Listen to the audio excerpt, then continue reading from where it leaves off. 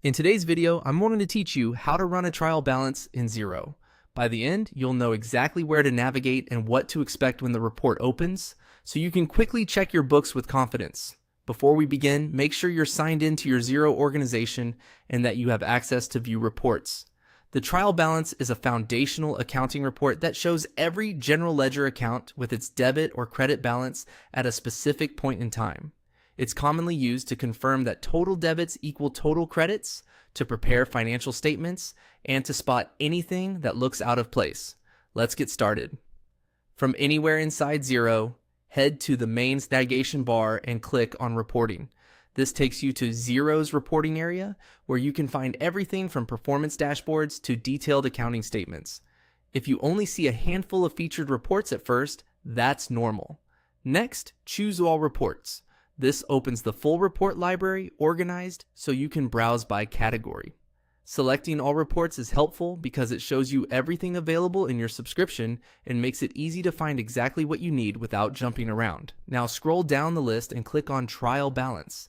Depending on your layout, you may find it under accounting or financial statement categories, often grouped near the balance sheet and profit and loss reports.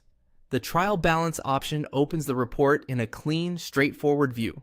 Once the report loads, you'll see your chart of accounts listed with two columns, debits on one side and credits on the other, and totals at the bottom that should match.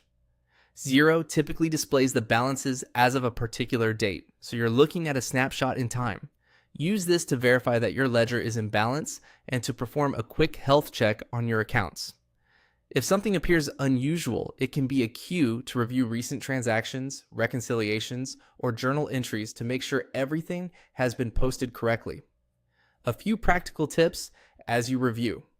Make sure you're in the correct organization if you manage more than one. Confirm the date shown at the top aligns with the period you want to review, and remember that certain year-end adjustments may impact these balances once they're recorded. And that's it.